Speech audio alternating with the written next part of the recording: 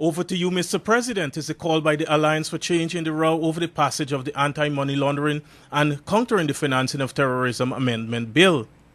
The party in a release demanded that the PPP names its nominees to the Public Procurement Commission as an act of good faith before the AFC even thinks about a change of position. The AFC said that the apparent crisis, if Guyana does not pass the amendments to the act, can be easily resolved without further delay.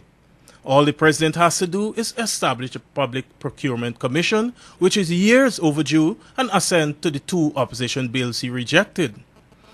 The Caribbean Financial Action Task Force is the regional body tasked with getting countries up to speed with money laundering legislation for the Organization for Economic Cooperation and Development, the OECD, which is a body of 34 nations including the US, Canada, the United Kingdom and Russia. The AFC's call was a subtle rebuke in response to calls by the Private Sector Commission and the Georgetown Chamber of Commerce and Industry for the parliamentary parties to comply with the May 27 deadline, since Guyana could face sanctions from not being in compliance with international standards and obligations regarding money laundering.